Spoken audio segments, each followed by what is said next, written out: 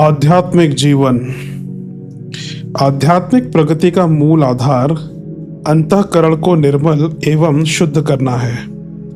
ऊपर से दिखाई देने वाले सत्कर्म भी अंतःकरण की शुद्धता के अभाव में निष्फल चले जाते हैं। दान देते समय यदि यह विचार रहता है कि मैं कोई एक विशेष कार्य कर रहा हूँ और इसके उपलक्ष्य में हमको सम्मान एवं प्रतिष्ठा मिलनी चाहिए, तो निश्चय ही वह दान पुण्य के फल से वंचित रह जाएगा। किसी की कुछ भलाई करते समय यदि यह विचार रहता है कि मैं किसी पर उपकार कर रहा हूँ, तो वह उपकार कार्य परमार्थ की परिधि में नहीं आ सकता। किसी परमार्थ कार्य में निरंकारिता का समावेश तभी संभव हो सकता है जबकि मनुष्य का अंतःकरण निर्मल एवं शुद्ध होगा। अशुद्ध अंतःकरण की स्थिति में लोभ, मोह, स्वार्थ, अहंकार आदि विकारों का आना स्वाभाविक है। वह मनुष्य निश्चय ही सौभाग्यवान है जिसने अपने अंतःकरण को निर्मल बना लिया है और जिसका जीवन आध्यात्मिकता की ओर उन्मुख हो रहा है। आध्यात्म जीवन का वह तत्व ज्ञान है जिसके आधार पर मनुष्य विश्व ही नहीं, अखंड ब्रह्मांड के सारे ऐश्वर्य को उपलब्ध कर सकता है। अध्यात्म ज्ञान के बिना सारा वैभव, सारा ऐश्वर्य और सारी उपलब्धियां व्यर्थ हैं। जो भाग्यवान अपने परिश्रम, पुरुषार्थ एवं परमार्थ से थोड़ा बहुत भी अध्यात्म लाभ कर लेता है, वह शाश्वत सुख का अधिकारी बन जाता है। व्यवहार जगत में सीखने योग्य ज्ञानों की कमी नहीं है। लोग इन्हें सीखते हैं, उन्नति करते हैं, सुख सुविधा के अनेक साधन जुटा लेते हैं, किंतु इस पर भी जब तक वे अध्यात्म की ओर उन्मुख नहीं होते, वास्तविक सुख नहीं पा सकते। संसार में पग पग पर दुख, शोभ, कलह और क्लेश की परिस्थितियों में आना पड़ता है।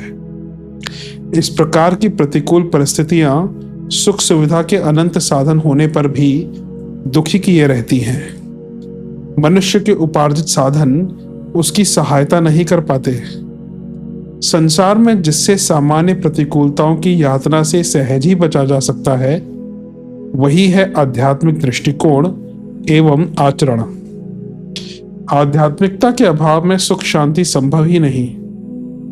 मनुष्य के अंतःकरण का निर्माण 4 वृत्तियों से मिलकर हुआ है: मन, बुद्धि, चित्त तथा अहंकार। मन संकल्प विकल्प करता है, बुद्धि निर्णय देती है, चित्त स्मृति तथा संस्कारों को ग्रहण करता और बनाए रखता है, अहंकार मनुष्य को आत्मिक ना बनने देकर शरीर भाव बनाए रखता है। इन वृत्तियों के अशुद्ध रहने पर अंतःकरण अशुद्ध हो जाता है। इन वृत्तियों को सात्विक बनाना ही अंतःकरण को शुद्ध करना माना जाएगा। वृत्तियों को शुद्ध करने के प्रयत्न करने से पूर्व उनकी अशुद्धता के लक्षण जान लेना आवश्यक है। अशुद्धम काम संकल्पम शुद्धम काम विवर्जितम। मन में जब तमोगुण पूर्ण स्वार्थ एवं कामपूर्ण संकल्प विकल्प होते रहें तो समझना चाहिए कि मनोवृत्ति अशुद्ध है। इसका मोटा सा एक लक्षण यह भी है कि जब मन निराश, निरुत्साह अथवा शुद्ध रहे तो समझना चाहिए कि वह अशुद्ध है। मन की शुद्धता का प्रमुख लक्षण है निष्कामता एवं प्रसाद। कर्मों की सफलता असफलता पर मन का समान रूप से प्रसन्न बने रहना उसकी शुद्धता का मुख्य लक्षण है। अधिक असंगत अथवा असात्विक कामनाएं करने से मन निर्बल एवं मलिन हो जाता है। संतोष न रहने से सदा शुद्ध, चंचल और दुखी रहता है। मन की प्रसन्नता अपनी स्थिति के अनुसार शुभ संकल्प एवं निष्काम भाव से कर्म करने में ही सुरक्षित रह सकती है। बुद्धि जब किसी विषय में स्पष्ट निर्णय देने में असमर्थ रहे, कोई भी प्रसंग उपस्थित होने पर असमंजस अथवा ऊहापोह में पड़ जाए, तब समझना चाहिए कि वह प्रबुद्ध अथवा शुद्ध नहीं है। करने अथवा ना करने योग्य कर्मों का शीघ्र एवं समीचीन निर्णय दे सकने में समर्थ बुद्धि ही सात्विक अथवा शुद्ध कही जाएगी। देखने में भयप्रद लगने वाले पर ठीक कर्तव्य के प्रति स्वीकृति दे देने वाली साहस की बुद्धि ही शुद्ध हो सकती है। संदेह अथवा संशयशील बुद्धि अशुद्ध है। चित्त की शुद्धता का मुख्य लक्षण है उन स्मृतियों तथा संस्कारों का रहना जो शुभ एवं शिव हो।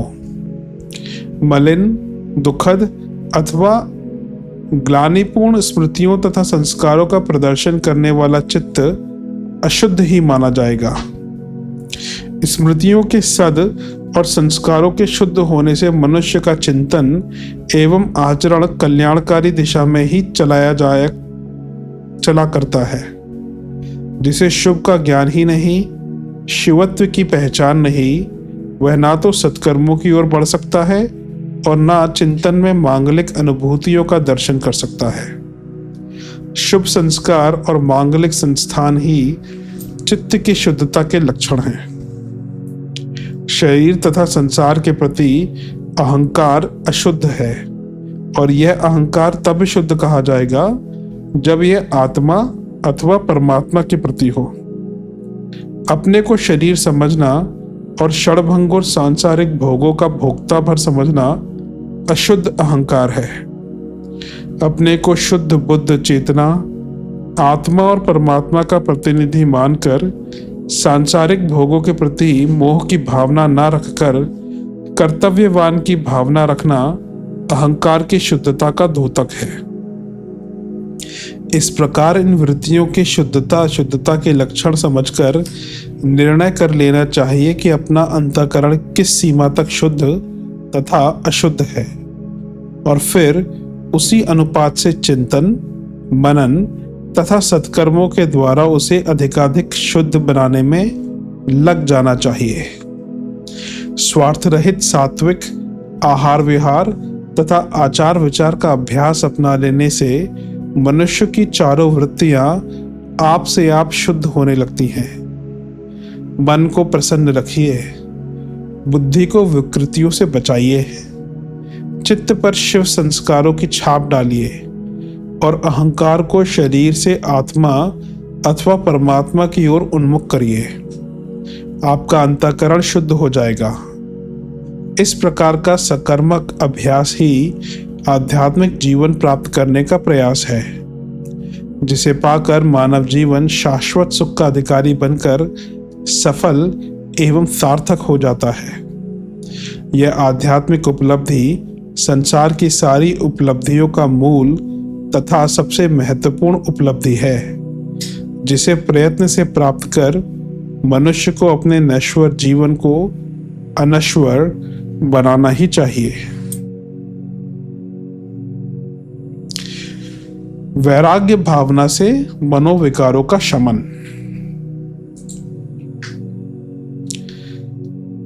विचार, भाव तथा क्रिया में अत्यंत सूक्ष्म ग्रहणशीलता रहते हुए सांसारिक विषयों के प्रति निरपेक्ष बने रहने का नाम वैराग्य है।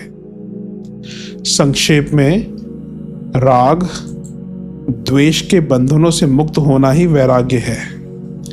यह भी कह सकते हैं कि वैराग्य उस अवस्था या स्थिति का नाम है जब मनुष्य की चित्तवृत्तियां विभिन्न भावों से हटकर चिर सत्य की ओर जागृत हों। इन भावनाओं की शक्ति और सामर्थ्य की था पाना निश्चय ही कठिन बात है, क्योंकि जिस किसी के भी जीवन में इन भावनाओं का उदय हुआ, उसका तीव्र विरोध, उपहास और सांसारिक विषय विकार कुछ कर नहीं पाए। षट विकारों के शमन का भी श्रेष्ठ उपाय वैराग्य भावनाओं को ही मान सकते हैं। वैराग्य द्वारा ही सात्विक कार्य संपन्न होते हैं। वैराग्य का अर्थ है त्याग, समर्पण, विवेक और सत्य के प्रति श्रद्धा की अनन्य भावना। इस प्रकार वैराग्य में वह संपूर्ण शक्तियां निहित हैं जिनसे मनुष्य अपने जीवन में संतुलन बनाए रख सकता है। काम, क्रोध, लोभ, मोह, मद और मत्सर, इन विकारों को काबू में रखने का सरल और प्रभावशाली मार्ग यही है कि जब कभी ऐसे आवेश आए तब उन्हें दूर हटाते रहना चाहिए और उन्हें दूर हटाने के लिए वैराग्यपूर्ण चिंतन करने लग जाएं। तभी शरीर, मन और वाणी आत्मग्लानि और शक्ति विनाश से बच सकते हैं और तभी तत्परता पूर्वक अपने जीवन लक्ष्य की ओर बढ़ते रह सकते हैं। षट विकारों में वासना का प्रहार सबसे अधिक तीव्र और मन को हिला देने वाला होता है। जब यह भाव मनुष्य के अंतर्मन में प्रविष्ट हो जाता है तब उसकी शक्ति और भी बड़ा रूप ले लेती है। यह विकार प्रस्फुटित होकर मनुष्य के आचरण को दूषित करता है। इसलिए इससे बचने के लिए आध्यात्मिक चिंतन, मनन, पूजन, कथा कीर्तन, प्राकृतिक दृश्यों से अनुराग, भ्रमण आदि अनेक साधन काम में लाए जा सकते हैं। पर इतने से यह आशा नहीं की जा सकती कि आपका आवेश रुक गया या फिर कभी उठेगा ही नहीं। अंतर मन में प्रसुप्त कामुक चेष्टाएं संयोग पाते ही उठ खड़ी होंगी और इच्छा ना होते हुए भी आपको दिग्भ्रमित करने लगेंगी। जब कभी ऐसी अवस्था आए तो आप वैराग्य भावना का सहारा लीजिए। आप कल्पना कीजिए कि जिस स्त्री के हाव भाव और अंग प्रत्यंगों को देखने से आपकी कामुकता जागृत हो रही है वह इस समय मर चुकी है। यह उसकी लाश है जो आपके सामने पड़ी है। अभी चील, कौवे और सियार आते हैं और इस शरीर को वे अपना भोजन मानकर उसे चीरने फाड़ने का काम शुरू कर देते हैं। छी, यह क्या? मांस, हड्डियां, आंतों में जमा हुआ मलमूत्र, क्या इसी सब के लिए मेरी वासना जागृत हुई है? क्या इन हाड़ मांस के ऊपर चढ़ी हुई सुनहली पन्नी के ऊपर हम अपनी शक्ति और ओज समाप्त कर देंगे? आप जितना भावनात्मक गहराई तक उतर सके उतरे। आपको यथार्थ ज्ञान मिलेगा, शक्ति मिलेगी और इस दूषित विकार के आघात से बड़ी आसानी के साथ बच जाएंगे। शरीर की नश्वरता और आत्मज्ञान की प्रबल जिज्ञासा का भाव जितनी शक्ति और क्षमता के साथ आप उठाएंगे उतना ही वैराग्य भाव उमड़ता हुआ चला आएगा। मैं अपने जीवन को इन तुच्छ बातों में नहीं गवाऊंगा। न जाने कब विनष्ट हो जाने वाले शरीर के प्रति मैं भला क्यों आसक्त हूं। मैं आत्मा हूं। अपने मूल स्वरूप को जानना ही मेरा लक्ष्य है। इस प्रकार के अनेक विचार आप तर्क और प्रमाण के साथ उठाते चले जाइए। निश्चय ही आपकी कामुकता का आवेश भाग जाएगा। आपके जी में मातृवत पर्दा रेशु का सुंदर भाव उमड़ता हुआ चला जाएगा। आप आंतरिक दृष्टि से आनंदित हो उठेंगे और जो विचार अभी थोड़ी देर पहले आपको आक्रांत कर रहा था वह ना जाने कहाँ विलुप्त हो जाएगा। वासना का प्रभाव मनुष्य के जीवन में आंधी तूफान की तरह होता है। इससे बचने के लिए सिनेमा, नाटक, अभद्र प्रदर्शनों से तो बचे ही, बुद्धि, विवेक और सद्विचार भी ठीक रखें और इसे वैराग्यपूर्ण भावना के द्वारा भी निवारण करें। क्रोध की अवस्था भी ठीक ऐसी ही होती है। संसार में ऐसा कोई भी पाप नहीं जो क्रोधी व्यक्ति नहीं कर सकता हो। क्रोध को पाप का मूल कहकर पुकारा जाता है। यह भी एक आवेश में आता है और अनेक अनर्थ उत्पन्न करके ही समाप्त होता है। पीछे उन पर भारी दुख तथा पश्चाताप होता है।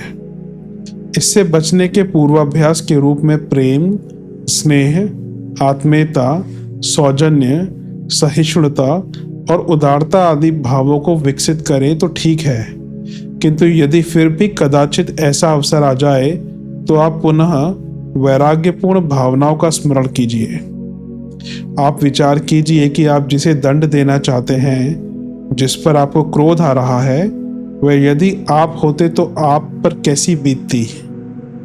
मान लीजिए आपने ही वह गलती कर डाली होती और उसका दंड आपको दिया जा रहा होता, तो आपके शरीर में कितनी पीड़ा, छटपटाहट हो रही होती। यह भाव उठते ही आपके हृदय में करुणा का भाव उत्पन्न होगा। आप सोचेंगे कि दंड देना अनुचित है, दूसरों को पीड़ा न देना ही मानव धर्म है। आपका क्रोध पराभूत हो जाएगा और आप उसके विषैले प्रभाव से बच जाएंगे। कोई भी प्रतिशोधजनक प्रतिक्रिया उठने से बच जाएगी। क्रोध के प्रतिरोध में उत्पन्न वैराग्य भावनाओं से ईर्ष्या, दुश्चिंता और संघर्षपूर्ण विकार समाप्त होते हैं और प्रेम, दया, मैत्री भाव जागृत होते हैं। इन भावनाओं से क्रोध की उत्तेजना समाप्त हो जाती है। धन की तृष्णा भी मनुष्य के जीवन में वैसी ही जड़ता उत्पन्न करती है जैसी काम और क्रोध की। पराया माल छीनने, हड़पने और चोरी कर लेने तथा दूसरों की कमाई का उचित पारिश्रमिक ना देने की बात किसी भी प्रकार मानवीय नहीं कही जा सकती। इससे मनुष्य का घोर आंतरिक पतन होता है। आप विचार कीजिए कि आप जब श्रम पूर्वक धन कमाते हैं और उसका कुछ हिस्सा कहीं गिर जाता है या कोई उठा ले जाता है तो आपको कितना दुख होता है। फिर इस धन से मनुष्य का जीवन लक्ष्य भी तो पूरा नहीं होता। क्या यह पाप की कमाई अपने बाल बच्चों के लिए छोड़कर उन्हें भी आलसी और अकर्मण्य बनाना चाहते हैं? जो धन आपकी लाश के साथ जाने वाला नहीं है, उसको आप अनाधिकार पूर्वक क्यों प्राप्त करना चाहते हैं? आप उससे बंधे क्यों जा रहे हैं? इस धन के लोभ में पड़कर आप अपनी आत्मा, अपने जीवन लक्ष्य की बात ही भूल जाएंगे। फिर ऐसे धन से लाभ कैसा, प्रीति कैसी? छोड़िए इसे। जो कुछ परिश्रम से कमाया है उतने में ही बड़ा आनंद है। धन का बखेड़ा बढ़ाने की अपेक्षा निर्धन होना, आत्मधन प्राप्त करना कहीं अधिक श्रेष्ठ व श्रेयस्कर है। हम कभी इस परम आदर्श से विचलित नहीं होंगे। सोचने पर इस प्रकार आप अधर्म की कमाई और अनावश्यक लोभ वृत्ति से निकल सकेंगे। मनुष्य की सबसे अधिक दीनहीन अवस्था उस समय दिखाई देती है जब वह छोटी छोटी बातों के लिए अनुचित आसक्ति या मोह भाव प्रदर्शित करता है। छोटी सी चीज के टूट फूट जाने से आप कितने परेशान हो उठते हैं। टूटे फूटे बर्तन, कपड़ों और अनेक अनावश्यक वस्तुओं से आपका इतना अधिक लगाव आखिर क्यों है? संसार की सभी संपत्तियों में शरीर का महत्व ही सर्वाधिक है। इसी से उपभोग करते हैं और स्वामित्व प्रकट करते हैं। इसका भी तो एक दिन विनाश हो जाता है। जिसके उपभोग और स्वामित्व के लिए आप यह मोह कर रहे हैं, जब उसी को नहीं रहना तो क्या करेंगे आप इन नाचीज वस्तुओं का संग्रह करके? इनके टूट फूट जाने, सड़ने गलने से आप इतना दुखी क्यों हो जाते हैं? दुख करना ही है तो सोचिए, आपने अभी तक मानव सुलभ साधनों का आत्मविकास में कितना उपयोग किया? आपने जीवन लक्ष्य की ओर आप कितना बढ़ सके हैं? अपने जीवन लक्ष्य की ओर आप कितना बढ़ सके हैं? क्या आप अपने आप को पहचान सके हैं? नकारात्मक उत्तर मिलने से आपका जो जी दुख रहा होगा, जिस प्रकार अब तक हजारों आदमी इस संसार में मर खप गए, उसी प्रकार हमारा भी शरीर साधन व्यर्थ गया। तो कहाँ रही इसमें अपनी बुद्धिमता? आपकी सफलता इसी में सन्निहित है कि आप अनुचित और छोटी छोटी वस्तुओं के प्रति मोह का भाव त्यागिए, ताकि आपकी शक्तियां आध्यात्मिक जीवन की ओर उन्मुख हो सकें। मनुष्य के विनाश का सबसे प्रबल कारण है उसका अहंकार। मैं ही सब कुछ हूं, मेरा विचार ही सबसे अच्छा है, मैं ही सबसे अधिक सुंदर हूं, मैं धनी हूं, मैं पंडित हूं आदि अहंकारी भावनाओं के कारण संसार में कलह, झंझट, युद्ध और महायुद्ध की विभीषिकाएं उठ खड़ी होती हैं।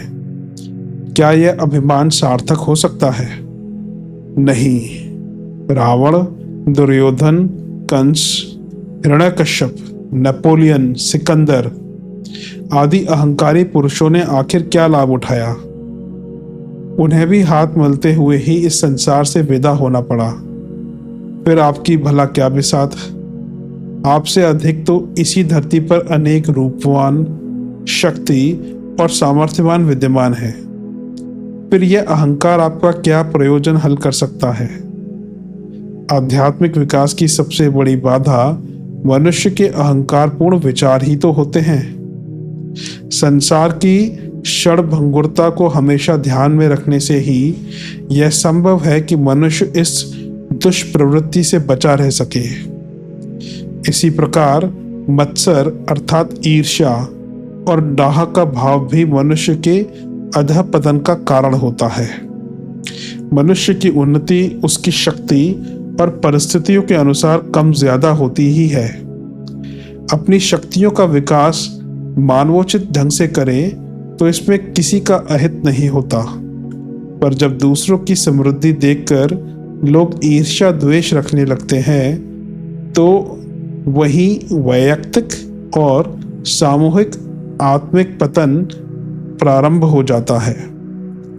मनुष्य का जीवन इसलिए नहीं मिला। हमें सेवा, सत्कार, प्रेम, दया, न्याय आदि के विकास के लिए साधन स्वरूप यह शरीर उपलब्ध होता है। इसे प्राप्त कर होड़ करें चारित्रिक श्रेष्ठता की, ताकि अपना जीवन उद्देश्य भी पूरा हो, लोगों को प्रसन्नता मिले और सामाजिक जीवन में खुशहाली लाने में अपना भी कुछ उपयोग हो। यदि यह ना कर सके तो मनुष्य शरीर और पशुओं के शरीर में अंतर ही क्या रहा? विवेक से मन पराकाष्ठा को पहुंचता है और इसी अवस्था में वैराग्य द्वारा उसका संतुलन होता है। इसलिए षट विकारों के शमन और आध्यात्मिक आस्था प्रखर करने के लिए वैराग्यपूर्ण भावनाएं बड़ी उपयोगी सिद्ध होती हैं। वैराग्य से मनुष्य का जीवन उन्नत होता है और अनेक आध्यात्मिक अनुभूतियां भी प्राप्त होती हैं।